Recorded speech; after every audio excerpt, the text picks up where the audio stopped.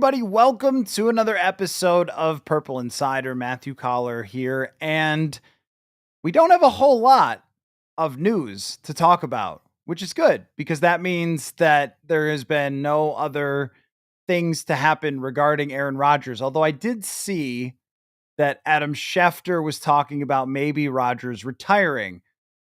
I don't know. He'll probably drag it out for a while. But tonight, this is a Rodgers free zone. Okay. So I am absolutely thrilled to answer any and all questions. Jump in the chat now because the opening thing I want to talk about is this over under that ESPN Bet released. I want to get your thoughts on that. We could break that down. Intern Clay has gathered all the over unders that ESPN Bet put out for the NFC North teams. He's writing an article on that. And so we're going to talk about it. He's got some other questions, but this is a pretty open live show tonight for you guys to answer questions. But I'm not saying anything else about Aaron Rodgers tonight.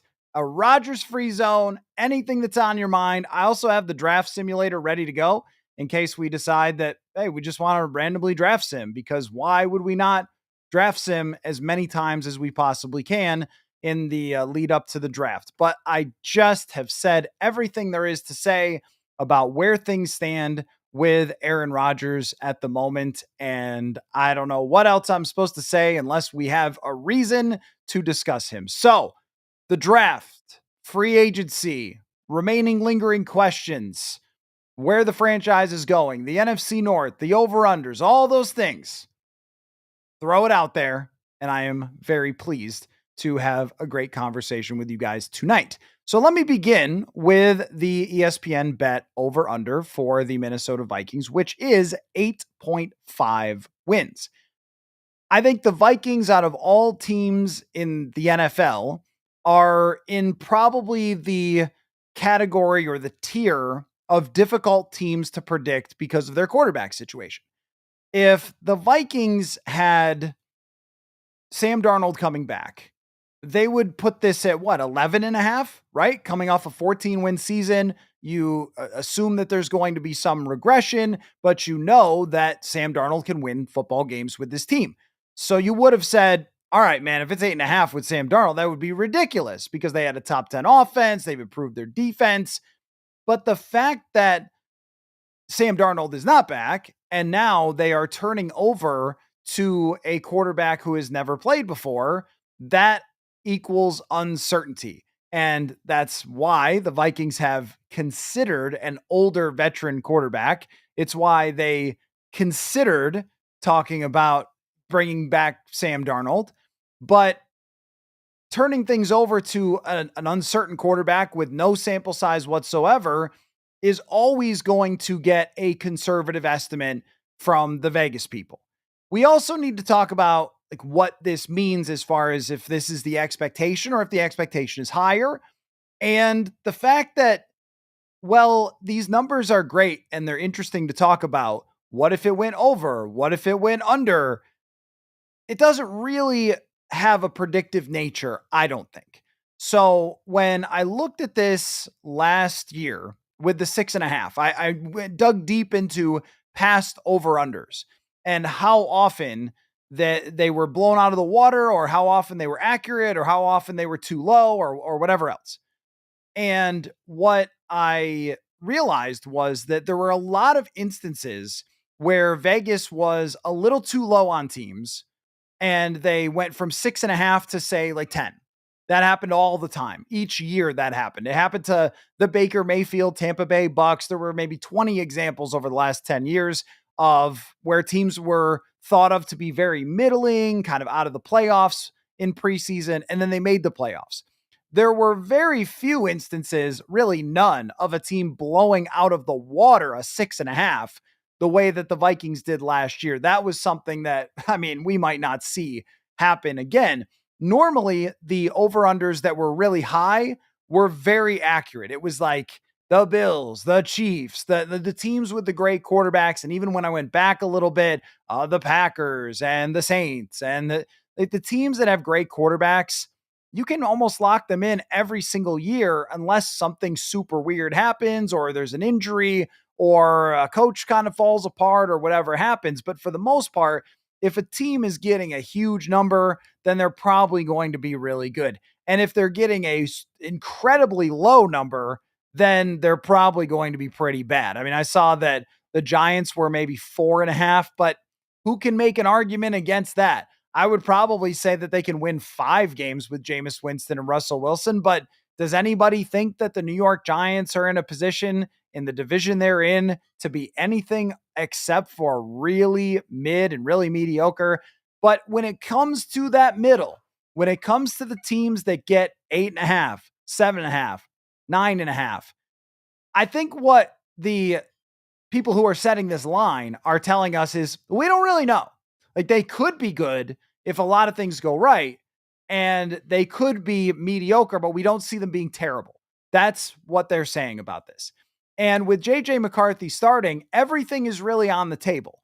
Now, based on what I've seen in training camp, based on seeing him take second team reps, but playing against the Vikings first team defense, the development that he underwent, if he's healthy, if he gets the entire offseason, by the time he gets to the regular season, he's going to have a lot of experience not playing, but practicing preseason. I assume that he's going to play a lot in the preseason and all that, to the point where he should be ready to play in the NFL. And he is as well supported as anyone has been coming into the league ever. I mean, really, truly, for someone starting for the first time, you have a difficult time finding many more quarterbacks who inherit the best wide receiver in the NFL and the coach of the year and 2 franchise tackles. You just don't see that. So, yeah, I think from that perspective, we can at least softly guess, not with a, hey, there's no way they would, softly guess that the Vikings should be on the right side of this, that they should be able to go over 8.5. And the expectation is absolutely over 8.5.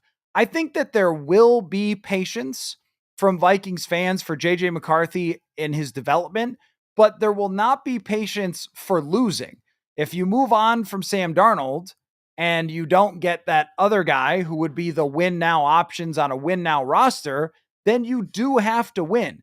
We have gotten past the point with this team where we're talking about, oh, well, they're just coming along and let's just have a fun vibe season. And I remember going into last year, Sam Monson saying, maybe it's just like a mulligan year for Kevin O'Connell. Well, it didn't turn out to be that way, but we were all prepared last year to give them a lot of space. Well, hey, if you got to develop JJ McCarthy, or hey, if Sam Darnold's got to play this whole year and you win 8 games, nobody's going to call for heads. We're still going to look for contract extensions for everybody and still going to think that this train is on the right track. But what 14 wins did is it accelerated that even more. Now, I think no matter what, year 2 of JJ McCarthy, injury or no injury, play or no play, was always going to be, this is the year. This is the one that we've looked forward to. This is the one that we've talked about for a very long time, going all the way back to probably, when did we really start talking about this? When Cousins signed his contract, we all knew, especially because Mike Zimmer said it at the combine, but we all knew that, hey, when you spend that much on a quarterback, you have a very small window to win because you got to do it with this group. You can't really add to the group. And I think it was really after 2018, we started having the discussion after they missed the playoffs. Like, can you really win with this group, with this, not being able to add much in free agency? But then it was 2019 to 2020 when they lost what seemed like half the roster and then won 7 games that next year. That's when it really became, you can't do this. Like, this is not going to work to put this much money into this quarterback and then try to win. And we started that discussion of, hey, it's the 2020 draft. You had about as good of a team as you're going to have in 19. Maybe you should draft a quarterback. Also kind of turned out that quarterback draft was awesome. And it was Tua, and it was Herbert, and it was Jordan Love, and I'm missing somebody. But there was a bunch of different, was that Burrow, maybe number one? There was a bunch of different really excellent quarterback prospects. They miss out on the draft that year. Oh, Jalen Hurts is the other one. So there's just like all sorts of great quarterbacks in that draft. They decide not to draft one, even though they could have had Love or Jalen Hurts. Now they got Justin Jefferson, but they had 2 first-round picks, didn't spend the other one on a quarterback. They go back to that same model, and that's where this began. So 5 years ago, you guys have been talking about for 5 years this season that's coming up right now. And you can't tell me that 8 wins is fine when this is the season that you've been talking about and thinking about and looking forward to, and they've been building and building and building for, and that they just went out and they just spent all this money on. 8 wins ain't going to cut it. Missing the playoffs ain't going to cut it. Not when you did everything you could to stack this roster, to build up the interior O-line with a very expensive guard and an older center. And you go out and spend on 2 defensive tackles that are in their 30s. And I think it has to be a relevant part of the conversation of the average age of this team. They just don't have that many young players. Some are developing, but they don't. And to me, that's perfectly fine because that's how you do this. If you look at a lot of the teams that have been really good around young quarterbacks, it's not a bunch of young players all the time. Like there are young players on the Philadelphia Eagles, but there's a ton of veterans that are around Jalen Hurts, Saquon Barkley, A.J. Brown, Dallas Goedert, Lane Johnson. Like, there's just a bunch of guys who have been in the NFL for a long time, and they have their young players. But a lot of times, veteran teams win the Super Bowl or go deep into the playoffs. The Rams in 2021 with Stafford. I know he's an older quarterback, but that roster with Von Miller and Odell Beckham and all that, right? I mean, it's usually experienced players that know how to go deep into the playoffs and win.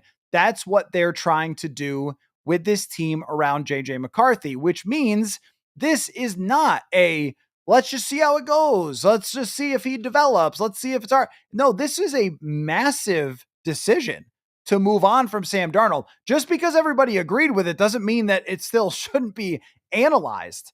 The decision to move on from Sam Darnold, somebody who threw for 4,300 yards, 35 touchdowns. I mean, to let that go out the door, to not franchise tag him and not force him to stay, and then go to somebody who's never played before, that person has to work. And this is probably why there is the nervousness inside of the building that would cause them to talk to certain people, but it has to work. 8 wins doesn't work. So I think it is a bit of a line of demarcation. I would slide it one more if we were sliding this is success, this is not success. If they don't win 10 games, and I know the schedule is hard, but you're trying to win the Super Bowl. You're not just trying to get there and survive. And we've been through that. We've been through all the years of, well, darn, that schedule, it's pretty hard, right? I mean, this is not that mentality anymore. So you have to draw the line you have to be better than 9.5 wins. You have to be better than hopefully they're in the race. You're showing up to try to compete for the Super Bowl right away with your young quarterback. Now, if they don't win the Super Bowl and JJ McCarthy has a good season and whatever, then now I'm not going to sit here and say, oh my gosh, fire KOC or something like that. One team wins the Super Bowl. Everybody else goes home disappointed. The arrow has to be pointing up. But I agree with Matt, who said, anything less than 10 is a disappointment. So I think that this number is drawn in a way for Vegas specifically to hedge on not knowing what JJ McCarthy's going to be. You move it 1 win more and you're almost insinuating this is a playoff team with a quarterback who's never played before. And that's probably tough for them to make because there's so many potholes there. There's so many potholes with someone who's never played before. So they're splitting the difference a little bit between normally, if you had a rookie quarterback, they would not be taking over a team like this and inexperience would matter so much and you would put them lower. You'd put them at 6 wins. But because there is so much around JJ McCarthy, because of who his coach is, I think 8.5 is the benefit of the doubt for JJ McCarthy from the Vegas gambling community. But for me, the fact that they moved on from Sam Darnold raises the level of where you need to get in order for this to be a successful season. So that's my take on 8.5 wins. When intern Clay pops in a little bit later, we will talk about the rest of the NFC North. He's got some other things from around the NFL gathered as well. But let me scroll back up to the top of the comments here, and we can have a conversation about whatever is on your mind, except for Aaron Rodgers. No Rodgers zone tonight, and hopefully forever. When he makes the Hall of Fame. Hey, how about that? The next time we talk about Aaron Rodgers, when he makes the Hall of Fame, that will be great. Let's do that. Yo MTV Raps says, do you think JJ will see reps in the preseason? Oh, yes, 100%. Yeah, he needs them. He needs to play in the preseason. I wouldn't want him playing 3 quarters, but I would like to see him play quite a bit. I mean, I've always been of the mindset that you should not play starters in the preseason. But when it's somebody like this, you can't keep him on ice. Like, he's got to learn how to play. He has to get every developmental rep he can get. He has to go out there and lead a first team offense, even if it's just 3 series.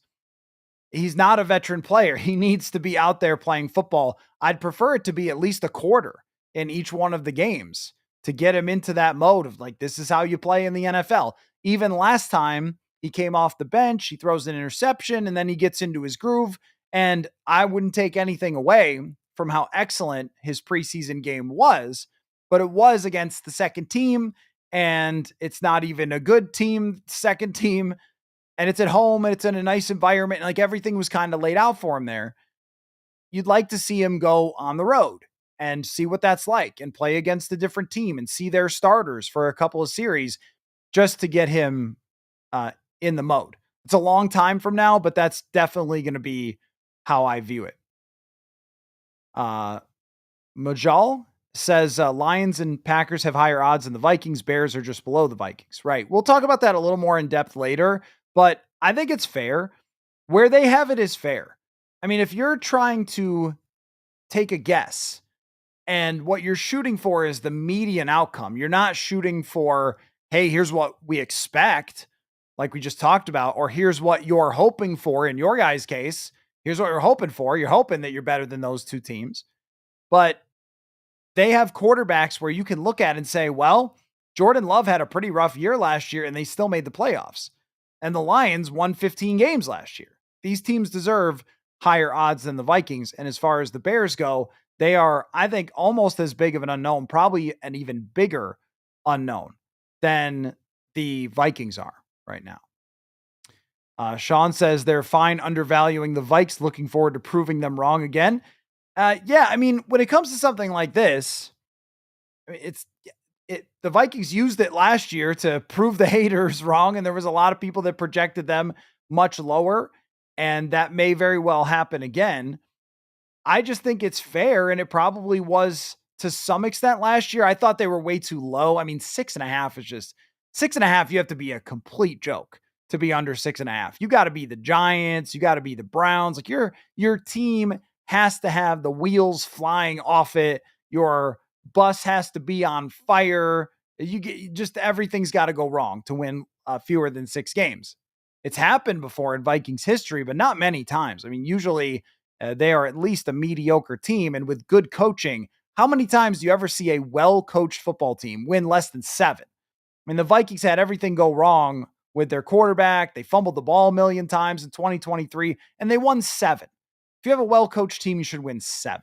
But, I mean, if they want to use it as motivation, then that's fine. Yeah, they did it last year. They'll probably have some of the same message again. Like, hey, why is everybody doubting us after we won 14 games? And it kind of worked for them last year. Kerpluppy says, looking for financial advice, thinking of betting his second mortgage on the Vikings over, please advise. I will never advise you to spend significant amounts of money betting on the National Football League, because we see so many things happen every year that we could never have predicted, that I would not do it, especially on this team where you never know what's around the corner. However, I would go over as well. I think that we can separate even what a likely outcome is from, like, of course there's the, if your quarterback gets hurt, well, everyone's screwed if your quarterback gets hurt. So let's throw that argument out. If JJ McCarthy plays the whole season, it's hard to see them winning 8 or fewer games. 8, I think, is possible. 8 is actually possible, but less than that is pretty tough to see. So if the minimum for, even when they had to play Dobbs and Mullins and Jaron Hall, if the minimum that this team's going to win with a veteran team, with a ton of talent, with Justin Jefferson, with O'Connell, is 7, I think that we can look at it and say, well, it should at least be 9. And my question is beating it enough? With where they're at, I think that's no. I don't think that just beating the over-under is enough. Sean says, let's see Ben Johnson lead a team before we crown him, in Dennis Green's voice. Oh, we don't crown people on the show.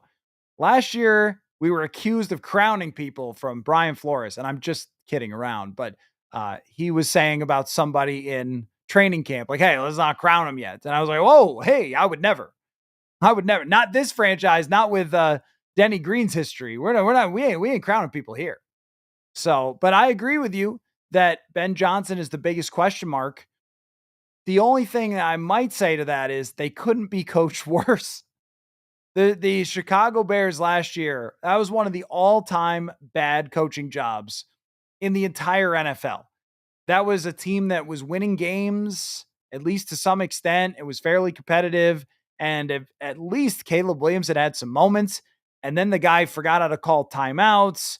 He lost the team on a Hail Mary. Everybody turned on Eberflus. They fired him, and then they never won again. It just was like hideous. It's as bad as it gets. Sean says, I cannot believe they rated the Vikings this low, and the thinking they will be 4th in the division. Chicago will be better, but they will be like last year with holes. Yeah, I mean, that's the hard thing about this when you have 2 second-year quarterbacks, and we've seen Caleb Williams, so we think we know what Caleb Williams is. Historically speaking, we don't.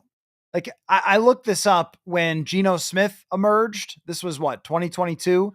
And I looked up, at what point do we usually know what a quarterback is going to be? How many starts? How many years? And it was like, when did Eli become good? When did Stafford become good? When did Matt Ryan? Matt Ryan was good pretty much right away, but usually the cutoff was year 3 for a young quarterback.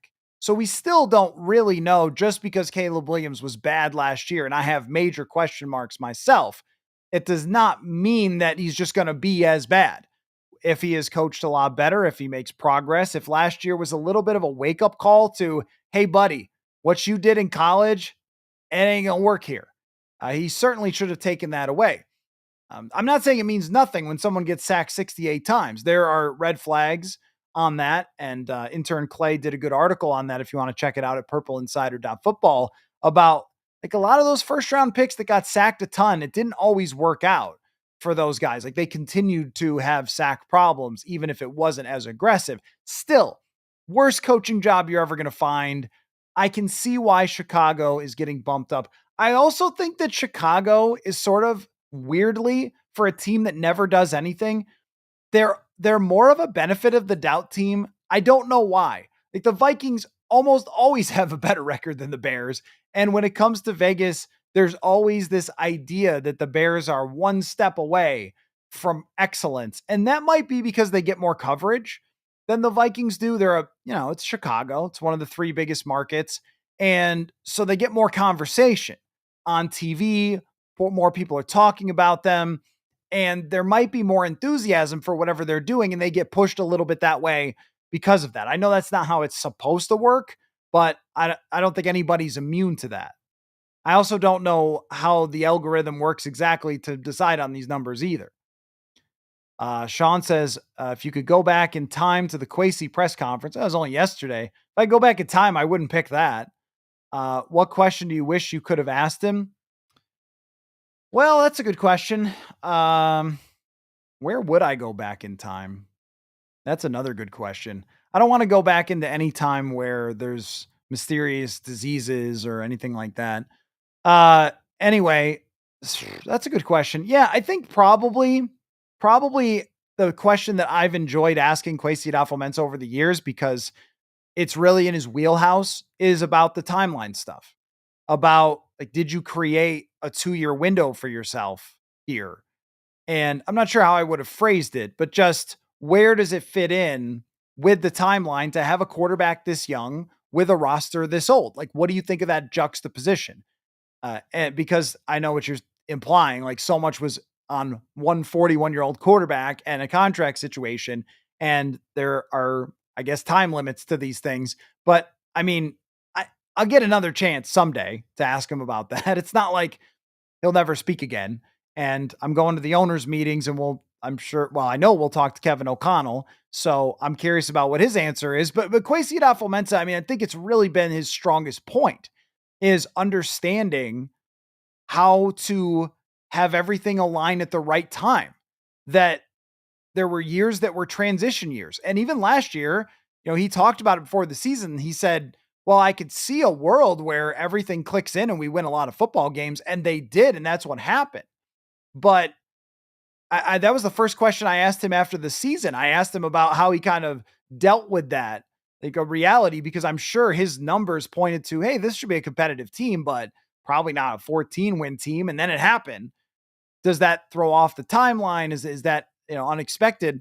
But now that the other thing is, like, now that we've reached the point where this was your aim, like, this was where you wanted to go when you got here. What does that kind of say, or how do you feel about that? I think I would have liked to have asked him, uh, something along those lines, but that was not the press conference for it.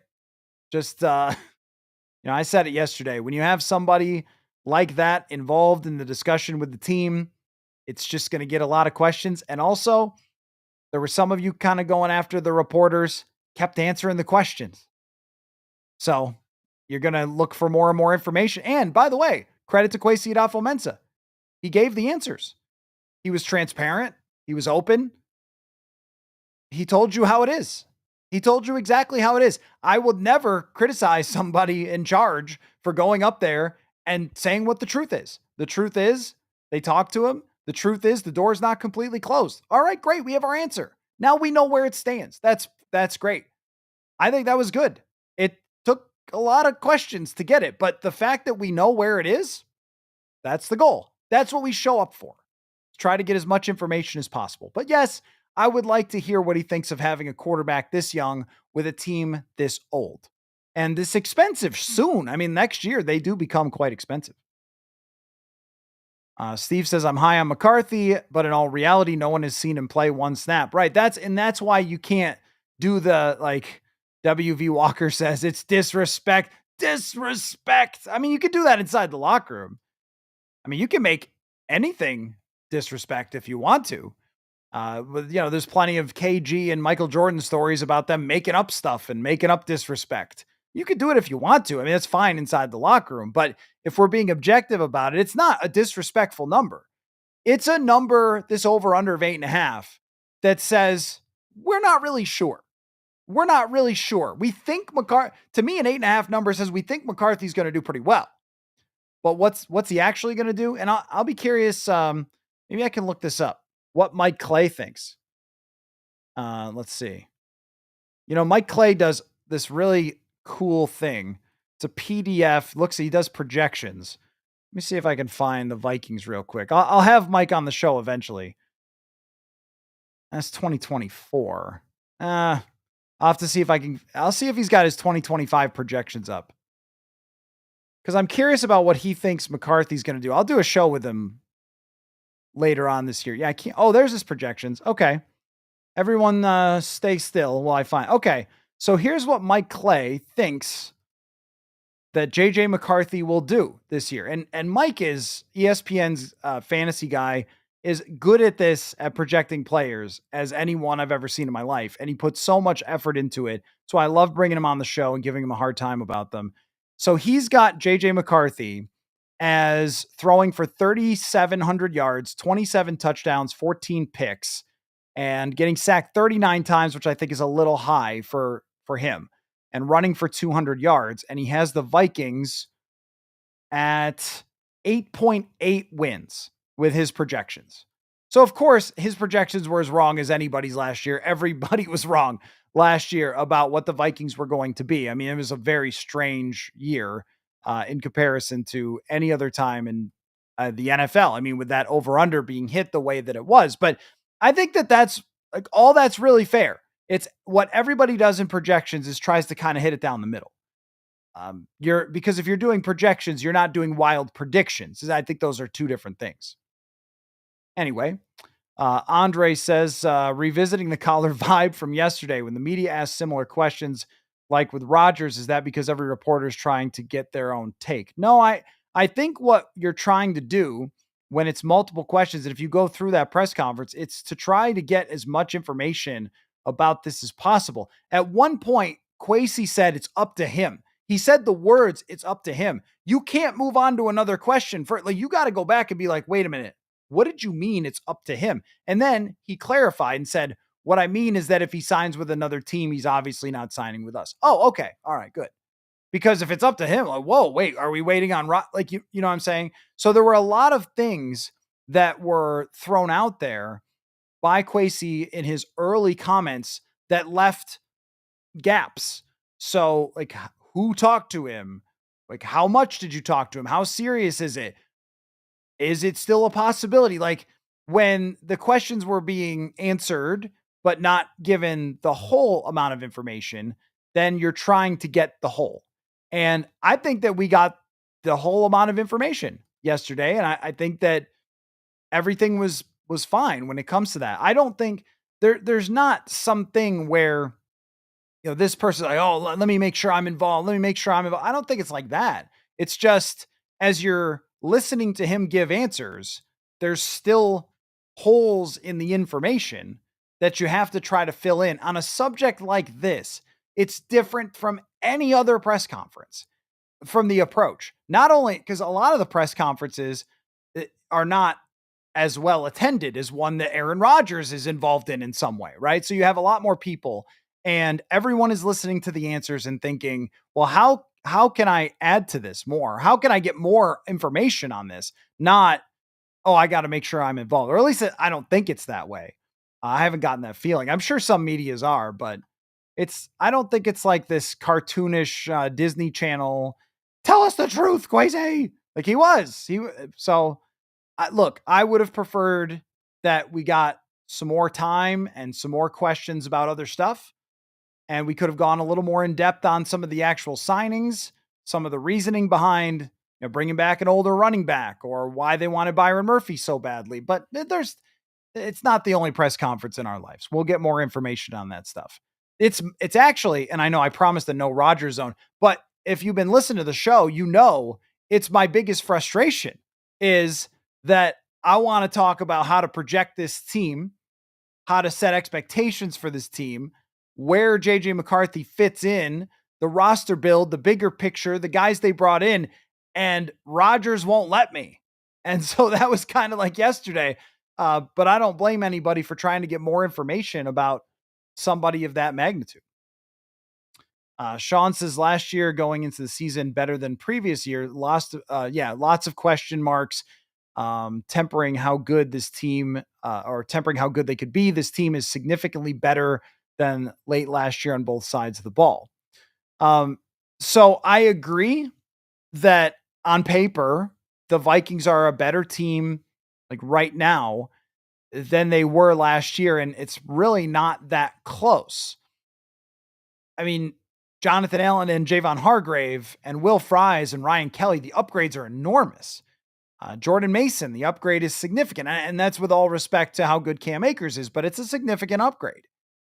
And bringing back Murphy, adding a little bit of depth there, adding depth at the linebacker position, at the corner position, something they really didn't have. They had to bring in Fabian Morrow at the last minute. Everywhere you look, it's better. Even like Rondale Moore could make it better. potentially. They might add another wide receiver. I saw Gessling float it. I'm gonna talk with Gessling at the owners meetings for the show, but people are catching on. Wide receiver. It's interesting in the draft. I'm just saying. But so yes, I agree with the statement. The thing is that you don't run the same track every year. It's not like track and field where they lay it out, you're running 1,000 meters. Off you go. It's every year that 1,000 meters of an NFL season has different things you run into. Last year, Jonathan Grenard, Andrew Van Ginkel, Stefon Gilmore, Harrison Smith, Aaron Jones, all these guys stayed healthy and they played the AFC South and you just had free wins.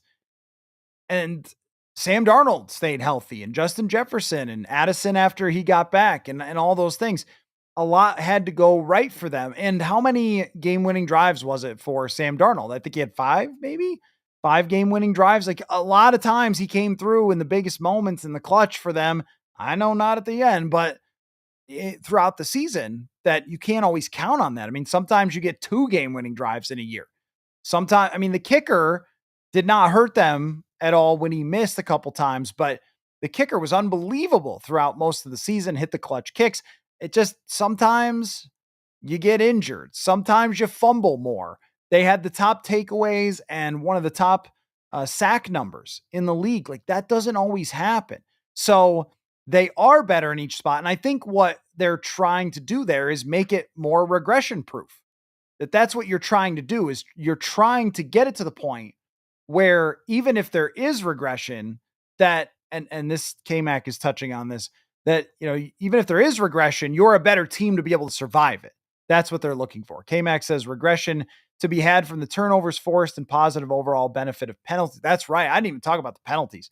The penalty gap was pretty big, along with McCarthy being unknown, tougher schedule too. That's right. So you try to add to the roster to get as much better as you possibly can be because you just don't know how much regression is on your way. And I think they did a really good job of that. I really do. I think they did a really good job of covering up the weaknesses and making it to the point where even if they don't get as many interceptions, maybe they do get more sacks or more pressures, or it's a more diverse pressure. And maybe if they don't throw the ball as well, because I mean, Sam Darnold was a top 10 quarterback. So that's a high bar to set for JJ McCarthy to match last year. But if he's the 14th best quarterback, but you run way better, you can even out some of that. That's what they're trying to do. And that number Mike Clay threw out of sacks, like it better not be 39 sacks, because that's going to hurt them a lot. Like that was another thing they did have a lot of sacks that they could improve for next year. Brian says, how is the Bears at 8.5 wins? They can burn water. Is that a saying? I've never heard that before. They can burn water. I've heard like pound sand. I've never heard they can burn water. There are way more questions about them than the Vikings, and the Vikings have a better team around the quarterback. The underrated rating continues. Well, yeah, I mean, with the Bears, they have as much uncertainty. They do not have as good of a roster, but they also don't have a terrible roster for a team that won the number of games that they won last year. Like their roster was better than their win total because they had the worst coach in football, or at least like bottom 3 coach in football last year. And they blew so many games at the end. The Vikings won most of their games at the end. The Bears lost all their games at the end. They have an argument to say we are way better than what our record was. That doesn't mean that they're going to be better than the Vikings though. But I think if you're trying to project, and this is why it's fair with the Bears, if you're trying to project and you look historically, all right, teams that drafted this high, like what did they do? Did they take steps forward? Like look at the Jags, like with Trevor Lawrence, who I know has not turned out to be great, but his first year, total clown coach. It's awful. It's a joke. Urban Meyer's kicking people. It's just weird as heck. All right, next year they're in the playoffs. They hired a coach who was a little more competent, not for very long, but at least for that year, and they ascend. So you're always projecting teams that draft high and then spend money like they did. They went out and traded for Joe Tooney. They traded for Jonah Jackson. And all of a sudden, you're talking about a stronger team there in Chicago as well than they were last year. Son of a Beavers, if Ty Chandler does not make the roster, who would be a good RB3/kick returner? So this also is interesting because down at the owners' meetings, they are supposed to take a look at the idea of moving the touchback out to the 35. You know where I stand if you listen to the show for a long time. I am very pro kick return. I enjoy kick returners. I enjoy kick returns. I don't like team scores a touchdown, everybody in the building's jacked up, and then we all wait until they kick it out of the back of the end zone. And the Vikings, they just decided last year, you know what? Screw it. We're not going to let these guys return kicks. We are going to just take it at the 30-yard line. We're going to let them have the ball there and go on with life. But if they move it to the 35, that's harder to do. I mean, that you're talking about 2 pass completions and you're kicking a field goal at very least. I mean, that's almost midfield at the 35-yard line. That is 15 yards past where the touchback used to be. And that's almost a little bit too much for me to try to emphasize it to this point. Although there was some talk that the real reason the owners want to do it, they still expect them to take the touchbacks. They just want more scoring, which I guess could be the case. I thought the scoring was fine last year. I didn't think that was a problem, but owners always want more. Anyway, that's not your question. Your question's about RB3 kick returner. There's no reason to move on from Ty Chandler. He's under contract for 1 more year, and he is a good kick returner. He's got a lot of juice. I just think it means you're going to see him a lot more. I wouldn't be looking to replace Ty Chandler. I mean, unless he's got some issue, but have him continue to be the kick returner in depth. It's true that they don't trust him. That's been made very clear. They don't trust him. But as far as a returner goes, I think he's very explosive. If not, though, all of a sudden that's an open competition and Rondale Moore would be in the mix. I would definitely say that Rondale Moore would be in the mix for being the kick returner if he's healthy, if he makes the team, all that stuff, right? Sean says, add in trade deadline saying if McCarthy is the real deal, you can spend to get 1 or 2 pieces of depth and difference makers. Yeah, I agree with that. I mean, if that's like a reason. So here's what I'm interested in, because you're speaking to a point that catches my attention, which is last year, the seas of the NFL parted. It was the real contenders over here, and what are you doing with your franchise over here? There were more bad teams last year than ever before. And I counted this up at one point, teams that had 4 or fewer wins or something like that. And it was twice as much as it had been in the previous 4 or 5 seasons last year. My question is, does that keep happening? Or has there been pressure on some of those teams? They've improved or whatever? Because I think a lot of it is just that teams understand timelines now and they tank a lot more than they used to. So if you're all in, you're making every move. And if you're not, and if you think we're kind of in a rebuilding phase, teams before would sign free agents just to try to be like a little bit better. And there's some of that with job saving stuff, but timelines are so in focus now in the NFL that I think teams who know that they're not going to be good midway through the year, they're like, forget it. Let's make sure we get that higher draft pick. There's more maybe tanking than we've seen before, which could open the door to something like you're saying. And when you put an 8.5, it's like the teams who are trying to win should get 10s just because they're trying to win. At least if it's like it was last year. Maybe it's not. Maybe now there's more teams than there have been before that are trying to win, or at least that there was last year. Mike says the only way 8 wins is even moderately acceptable is if they lose Jefferson for the season. McCarthy is hurt for an extended period. They're shooting one of their bullets this year. Yeah, so of course, and that's why I said I can't really say like, well, if McCarthy gets hurt, then I mean, because we just don't know, and it's unpleasant to talk about that possibility. But you're right to say that the only way that less than 9 wins or 10 wins would be acceptable is if something catastrophic happened. And Jefferson is the main thing. McCarthy is the main thing. But assuming everybody is healthy, then they should be in that mix going into the playoffs, 10 or more wins, because that's how good they've built up their roster and that's how well they're coached. You don't get coach of the year and then sign a huge contract right after the season and all that stuff. And then we go, oh yeah, 8 wins is fine. No, no, no, no. Doesn't work that way. You don't get a pass just because there's quarterback uncertainty, because they didn't have to have quarterback uncertainty. They chose quarterback uncertainty. I'm on board. I'm on board. Look, they decided we're not going to franchise tag Darnold. We're going to leave it to JJ McCarthy. This was the plan. This is the plan that was promised. Okay, great. I'm on board. This is what you should do. This is the swing. This is the real big swing. But if it doesn't work and Sam Darnold's in the playoffs and you're not, like, that's bad. So we still need to hold them to that high expectation. Will, with an interesting question, says, would you call the season a disappointment if you don't win a playoff game? So that's tough, because if you told me that JJ McCarthy went 10-7 and they had to go to, let's just say, Philadelphia, they had to go to Philly and they do exactly what Jaden Daniels did last year, except for maybe they play a little better defense. Let's say they lose 27-20 at Philadelphia in the playoffs, and McCarthy went 10-7 and played as hard as he could in the playoff game. I don't know about calling that a disappointment. It is a disappointment since you have coach of the year with the huge contract having no playoff wins now after X number of years. Like, that's not good. And that's where the heat starts to ramp up a little bit and would set the bar even higher for the next season of, like, you got to win playoff games. But you'd be hard pressed to tell me if they're in that mix and they have a tough playoff loss and JJ McCarthy plays well, because this year is about winning, but it's also about how good JJ McCarthy is going to be going forward.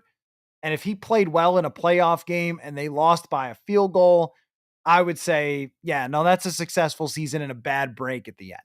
Kind of like Tampa Bay a couple years ago with Baker, where they came close with the Lions and just barely lost at the Lions, right? How could they call that not a success? They were going to, although they did win a playoff game that year, but you know what I mean? Like, how can you say that's not a successful season when you have a quarterback this young? Now, if that's 2026, then that's a little different. But I don't want it to be too much of a sliding scale when they chose this. I don't want it to be too much of a like, oh, it's okay or whatever. I think we would walk away and say, all right, well, I'll give you a good example. Here's a good example. Josh Allen's second year in Buffalo, they went to Houston to play a playoff game and he blew it at the end. Like, he played well. He caught a touchdown, I think, and they got a lead, and then he botched it at the end. He fumbled or something. I forget. I was watching it in a hotel room in New Orleans. You couldn't tell me that that wasn't a successful season for Buffalo to be in the playoffs with Allen, to be right there and then just let it slip away, because it was pointing toward things to come from their quarterback. So it's a little bit of a sliding scale there that I'm sure those fans were unhappy, but they also went, yeah, I think we got our quarterback though. And that's, I think, the only time there's a silver lining to losing in the playoffs. But still, for Kevin O'Connell, the bar is high. The bar is, you got to start winning playoff games. You just can't have it go this way where you win 13, you're a darling, everyone loves you, all that stuff. And then you go into a playoff game and get outcoached. And then we all just go, okay, well, fun season, I guess. You don't get too many more of those before the heat starts to ramp up. Jacob says, if JJ is even average, this roster and coaching staff is an 11-win team. I agree with that. That season that Mike Clay projected was JJ McCarthy with 27 touchdowns, 14 picks, and 3,800 yards. And he had them as a 9-win team in that instance. And that's factoring for the schedule. He's definitely factoring for the schedule there. But I think that if that's the type of season McCarthy had, that we would expect them to win 11 games. And you do expect this team, after they've done it so many times, you do expect this team to be the one-score win type of team that ekes out a little bit more than their opponents. But again, we don't know exactly how that's going to go. Brian says, when they drafted JJ, I set my sights on 2026 as the year to make that run. I'm still in that camp. I look at this year the same as I would if JJ didn't get hurt. Whatever happens is good enough. Well, for me, it's definitely not whatever happens is good enough. I think your expectation for 2026 as being the okay, it is time to go chase the Super Bowl. If you don't get there, it's disappointing. Okay, that's fair. because we haven't seen McCarthy play. But I'm not going to go with, hey, whatever happens, happens. Absolutely not. Not after they made this choice to move on from a 14-win quarterback, and not after the head coach has taken them to the playoffs twice, and they have melted down in the biggest moment against a pretty mediocre Giants team, and then no-showed in Los Angeles or Arizona against Los Angeles. And then they chose to move on from that quarterback, and they chose this path. Like, you can't just go, it's fine. Like, he's young, it's cool. Like, no, that's just not going to be acceptable for me. That doesn't mean I'm going to be ludicrous about it and say, if you don't win the Super Bowl, you're all fired. But I think it's fair to put that marker higher than, hey, if you win 8 games, it's fine. If you win 9 games, it's fine. I think it has to be more than that. Kerpluppy says, my take is that Sam Darnold and DJ Dimes left not because we didn't want them or offer them contracts, but because they are so impressed by JJ. Okay, well, there's a spin. There's a spin. Sam and DJ didn't want to compete with him. There you go. There's a spin. I think that Daniel Jones didn't want to wait around because he had an offer to go compete in a place where he could win that job. And I think Sam Darnold wanted his team, and he's right. He was right to do it. If I was advising Sam Darnold, I would have said, yeah, go to Seattle. Don't go to Cleveland, but go to Seattle. It's a good franchise, good players. I don't know about their coach just yet, but they were right in the playoff race last year. Like, yeah, good fans, good stadium. Like, go do that. Make it yours. I don't think that he wanted to compete with JJ McCarthy for a spot in as a starter when he just won 14 games. Very fair of Sam Darnold. And I think that Daniel Jones didn't want to wait around for them to make their decision and got a better offer and just took it. It's a better offer in Indianapolis to win the job, knowing that Anthony Richardson has had so many problems and injuries. Steven says, I was high on Sam, but his history was with the Jets and Panthers, so I get last year's projections. Right, yeah. I mean, last year's projections, I thought they were too low based on what the team had just done with backup quarterbacks for half a season. But if you're plugging these things into the numbers, you can only use what's happened in the past. And what happened in the past was all extremely bad for Sam Darnold, except for 2022 and then what he did in San Francisco. But I think they were looking at the bigger picture saying, I just, don't see it with this team. They also couldn't have expected that Van Ginkel, Grenard, Cashman, they were all better than they had ever been. And that's, Brian Flores, of course. We think that. Hey, when you get Stefon Gilmore, we think, well, we've seen Brian Flores elevate everyone. He'll probably be better than he was last year. And he was. We think, well, hey, the Grenard guy's probably going to be better. But if you're on the outside, you can't do it that way. You can't be like, oh, well, they like their defensive coordinator, so they think he's good. So let's up it a few wins. Like, it's just not how it works. But I think they did overlook that stuff. They overlooked that Justin Jefferson's a kingmaker. Justin Jefferson makes kings out of quarterbacks. And if you're projecting wins based on quarterback production, you have to factor in that they have the best receiver of a generation and that he's always going to make whoever is playing quarterback better. Mechanized, I think. I've been thinking a lot lately about players I'd be happy with if the Vikings stick and pick at 24. Now you're speaking my language. Mechanized, you get a neck roll for thinking for spending your time and your day, and you're thinking, who would they stick and pick with? That's neck roll worthy. What do you think about that idea, and who would you like to the Vikings for at 24? Good question. Well, let me look. Let me do a little, I always have my trusty draft simulator up. Let me look at who might be there. Who would I take if they sticked and picked? I was talking to somebody today. You ready? In the league. About this draft. My impression about this draft is that from 15 to 50, there's a lot of guys who are good. And that has been confirmed. That's the talk, which might make it harder to trade down. So stick and pick's not crazy. The talk in the league is that there's a lot of talent from 15 to 50. And that's my impression every time we do this. So right now, On this draft sim that I just pulled up just to get names who might be there, I would certainly take I've been Kenneth Grant pilled. Is that what people say? Like I hadn't really considered Kenneth Grant a lot, but if he's there, I don't think he's there. I don't think he's there. But if he's there, I'd stick and pick with Kenneth Grant. I just don't think he's going to be there. With defensive tackles being in vogue and with his size and his quickness combination, I think he will get taken. Kelvin Banks as a guard. Kelvin Banks is on the list here as a guard would be interesting. Walter Nolan is certainly in that conversation. Derek Harmon, Gray Zabel. I don't know that there's a corner that I would take at 24. It would probably, so right, here's what I got on the list. I got Malachi Starks, Luther Burden, who I might do just because it's my belief. It is my core belief that you just keep drafting receivers and stacking up stupid talent around your quarterback. So Luther Burden would be hard for me to turn down. Malachi Starks, Kelvin Banks, Walter Nolan, Gray Zabel, Derek Harmon. Whew.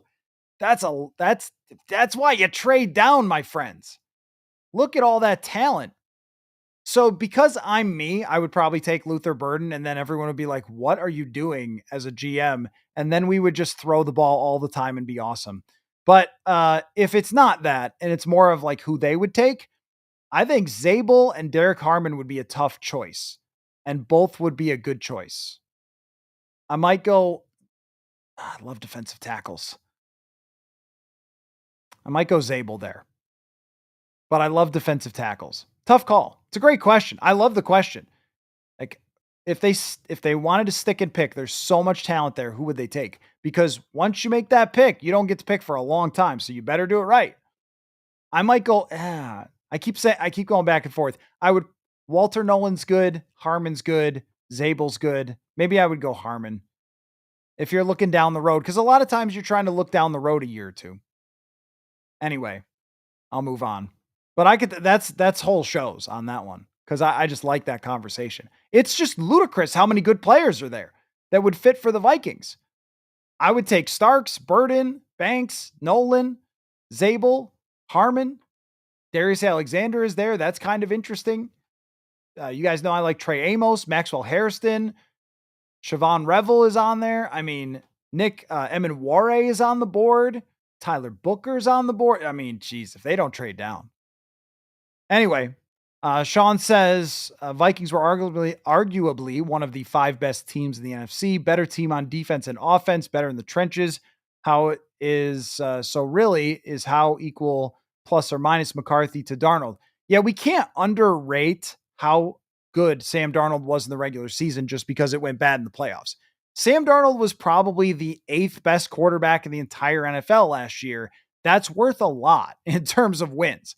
Not only that, he was massively clutch for them outside of the end, but throughout the season, he was massively clutch. That we don't know how it's going to go. I mean, we assume it's going to go well because KOC's quarterbacks have done well in those clutch situations. I think KOC's a great play caller at those end of game situations. Really great play caller. And we saw that from Kirk and we saw that from Darnold, and those guys seem really locked in and they seem to understand where the ball's supposed to go. And they have Justin Jefferson. That helps. That moves the needle in big situations, having him and Addison. But we don't really know. And 35 touchdowns, and that's a lot. It's a high bar. So you're right. Yeah, they are better in every area. And it comes down to, right, how much he is plus minus to Sam Darnold. But he doesn't have to be as good as Sam Darnold to be where you need him to be for this to be a success. If he's 75% of what Sam Darnold was last year, but plays differently. I mean, we do have to factor this. He's going to play differently. Not now says a rookie that hasn't played or practiced for a year, 8.5 is generous. Is it though?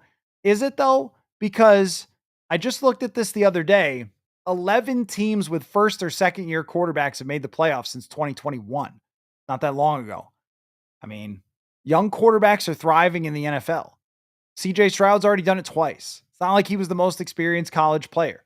Came in, had a good circumstance, and made the playoffs. Kenny Pickett made the freaking playoffs and throwing like 9 touchdowns or something. I mean, it's not 8.5. I mean, is not a crazy number They do have a difficult schedule.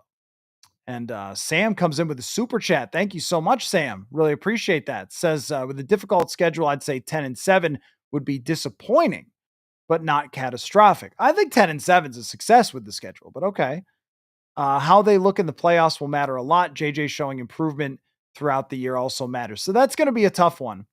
We're really far down the road now in the conversation. I like it, but we're really far down the road as far as like getting into the playoffs and what it's going to be like in the playoffs, what it looks like and how they play there, because there is now pressure on Kevin O'Connell to not be the guy with all these regular season wins and nothing in the playoffs. You don't want to be that guy. And there is immediate pressure on JJ McCarthy to be in the playoffs and win. That's why you moved on from Sam Darnold. If you thought Sam Darnold could win the playoffs, he'd be here still.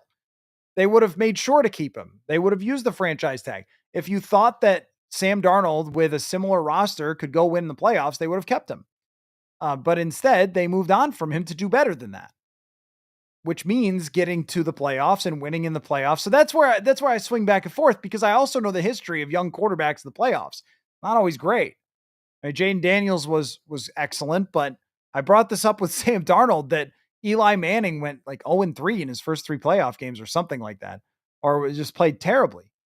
And there's a lot of there's a lot of quarterbacks who have struggled in their first playoff game and then have turned out to be great quarterbacks. It has happened many times. So if he doesn't succeed in the first playoff game, it's not like, all right, throw him back. Give him back to Michigan. Like, we're not going to be like that, right? So, all right. Clay is going to be in here soon to talk about the NFC North and the over-unders there. Chad says, do you think that there is a minor power struggle with the Vikings with KOC and Quessi? That I don't know. I mean, on the outside, sometimes we have too much information, right? Like sometimes knowing that Quesi has not signed a contract extension raises all the antennas. And if we get out our Sherlock Holmes, what do you call it, magnifying glass and our pipe, and we go, what's going on there? We got to look closer into that, which is, of course, fine. And that's what we do here. And you should. It should set off some bells and whistles. But if we didn't know that, would anything say that they weren't on the same page? I mean, would there be anything that the moves and how the roster's been built and how it's been constructed with this clear plan that they've executed and all that sort of stuff? So I wonder if we didn't know that, if we would have any discussion about that. At the same time, I did bring this up when it came to the negotiations, and I brought it up, I don't even know when, back into last season, about the contract extensions, is that when the coach wins coach of the year in 14 games, I mean, he can ask for the moon in negotiations, and that might mean the distribution of decision-making power changes and favors Kevin O'Connell more, which might make it more difficult. That's all, just to be clear, speculation. That's not reporting. That's not a guess of mine of what's happening. It also might be that they were just really busy in free agency, and now they're going to sit down and work out an extension, and we can stop talking about it, which is what I think will actually happen. But if it doesn't, then your question, we're certainly going to ask, like, was there an issue when it came to who was making decisions? So when you ask a question like that, it's like, well, it could be, but it could be nothing. And so many Vikings subjects in recent years or months have been, could be, but it could be nothing. Could be Rodgers. It could be nothing. It could be trading Justin Jefferson to the Giants for Neighbors, or it could not be anything. And it wasn't. So I don't know. That's a hard one to answer because I'm not them. Like they know what their negotiations and conversations are like with the Wilfs, but as open as Quesi adofo-mensah is about things, he wasn't going to tell us that. So I think nothing on the outside indicates that there's a problem with how this roster is being built and who has the power on the outside. Always possible that it goes the other way. Here we go. This is a neck roll worthy question. Woo, throw your neck roll. Who is going to return punts with Brandon Powell gone. Yeah, Brandon Powell, what a disappointment for last year with the punt returning. Just went nowhere. I was really surprised. I mean, Brandon Powell is a very likable player, undersized, got some grit to him, got some edge, like wily veteran who's, explosive and tough.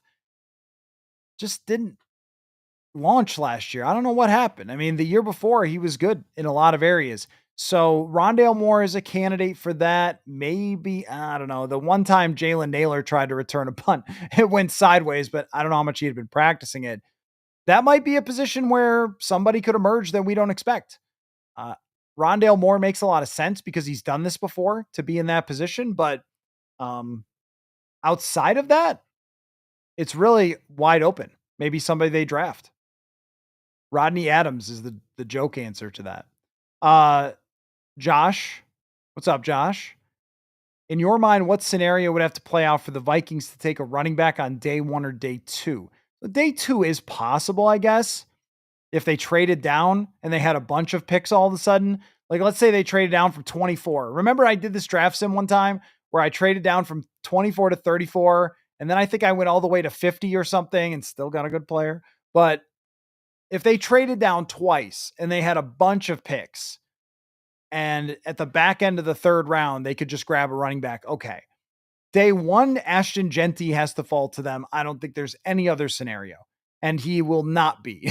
After everybody saw the video of him working out, I don't think anybody would be upset if, Ashton Genty was here, but I don't think anyone's letting him drop either. That would be the only situation. If there was a gas mask bong, if you remember that for the Laramie Tunsil, okay, maybe if that happened, then Genty could go to the Vikings, I guess. But even then, I don't think so. No one cares about that stuff anymore. So that's the only scenario. Day 2, I could see if they stacked up a bunch of picks from trades down. I am to the point where you guys are reacting to my who would I stick and pick with. Ray Zabel, Harmon is a good answer. Jade Barron, yeah, he wasn't on the draft sim, but I would do it for him.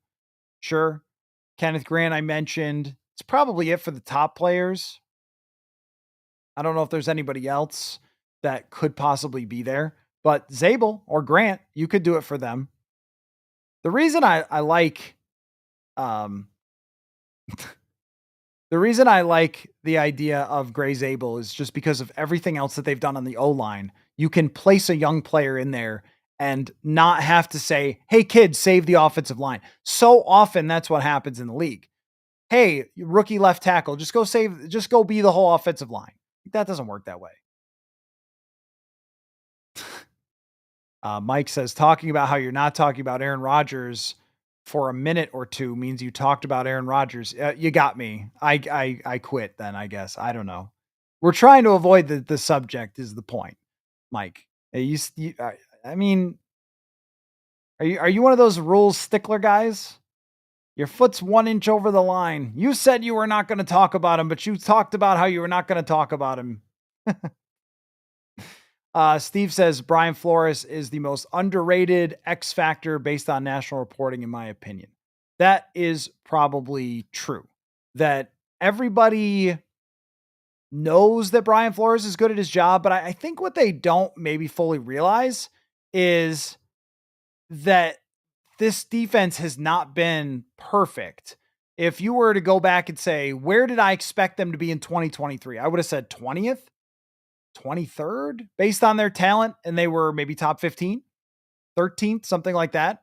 And then last year, where do you expect them to be? I'm sure we had this discussion. I probably said 10th. If they're 10th, 8th, that would be really good. And they were 5th.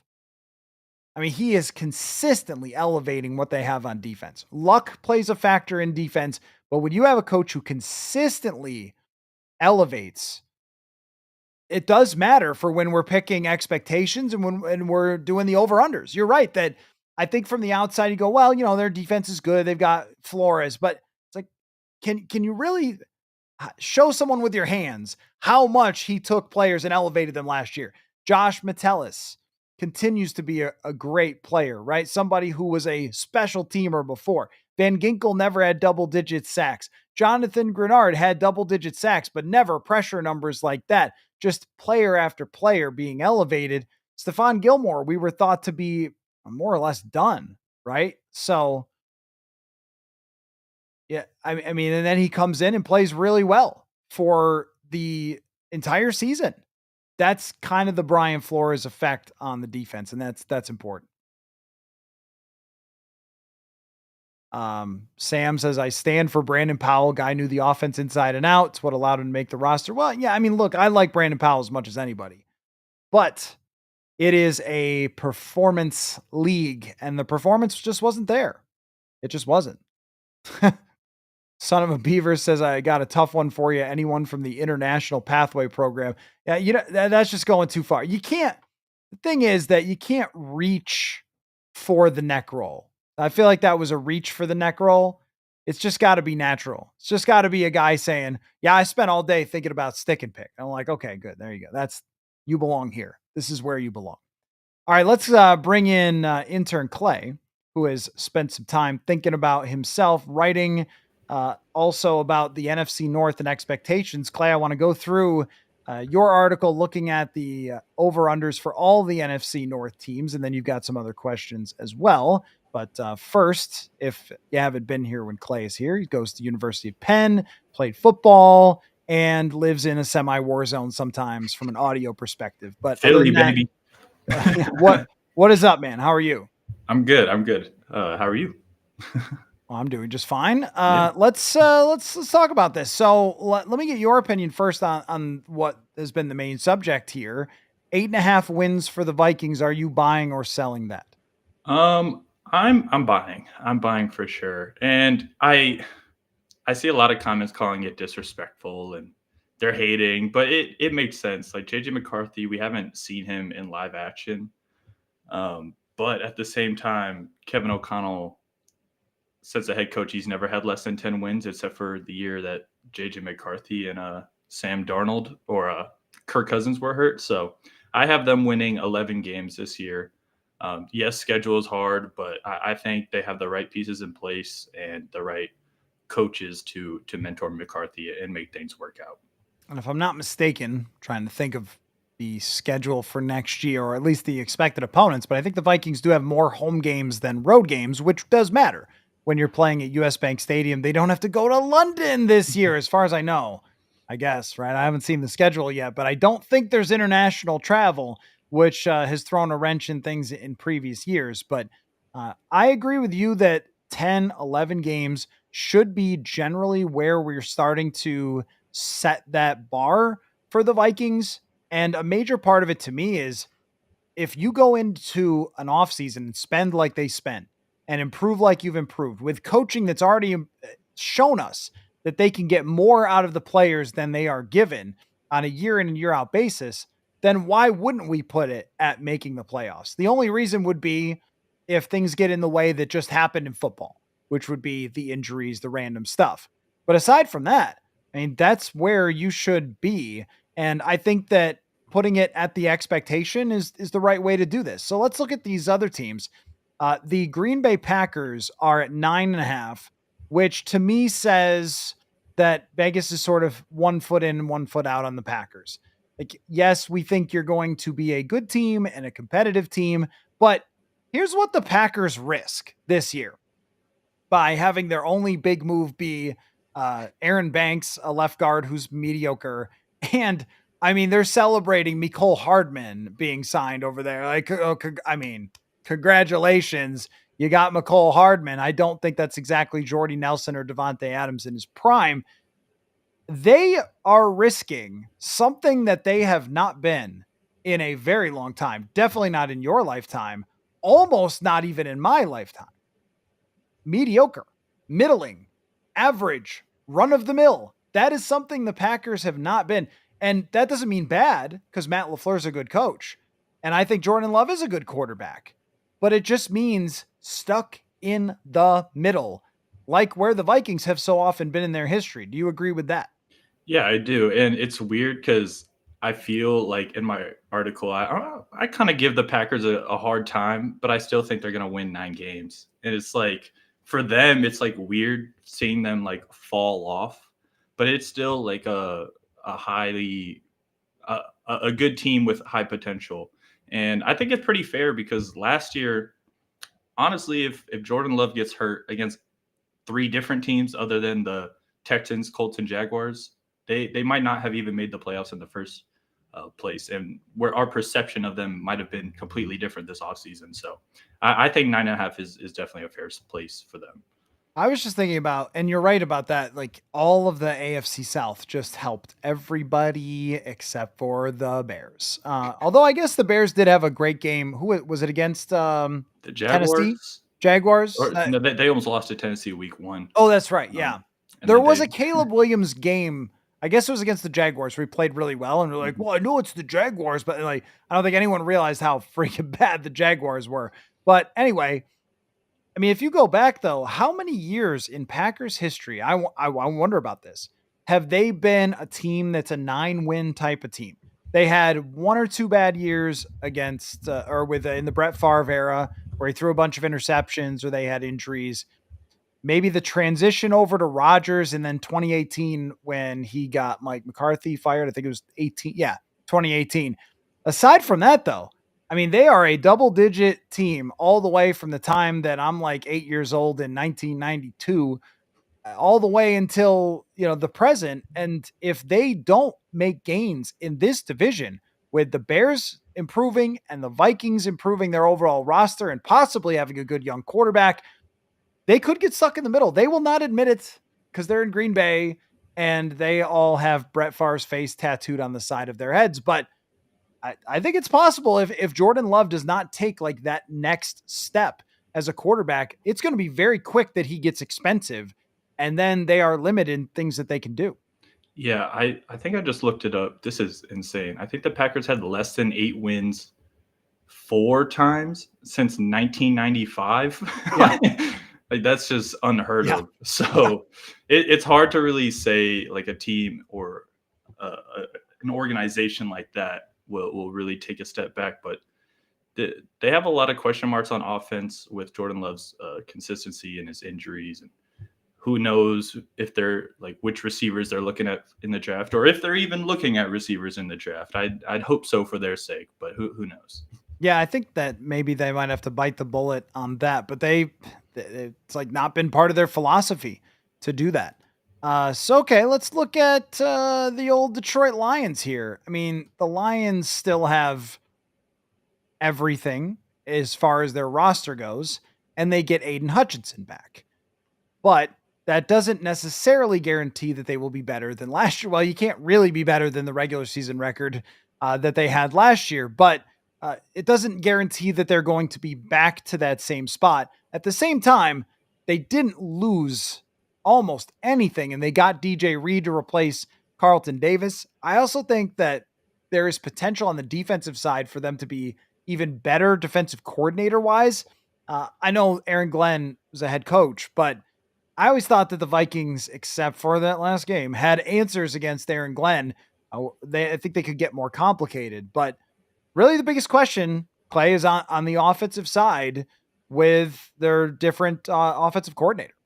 Yeah, their line's set at 10.5 wins, and I have them at 10. And it's really hard for me to not think of Ben Johnson's impact as something like outstanding. Like, yes, their roster improved tremendously while he was there, but it was such a rapid turnaround where I feel like a lot of that happens because of coaching. And another thing I think about is all the season-ending injuries they had last year. When we think of the Vikings, like we are concerned about Jonathan Allen and Javon Hargrave and Will Fries because we don't know if something's going to linger or if it'll re-injure or whatever might happen. And I feel like we don't give that same focus to players who are staying on the same team.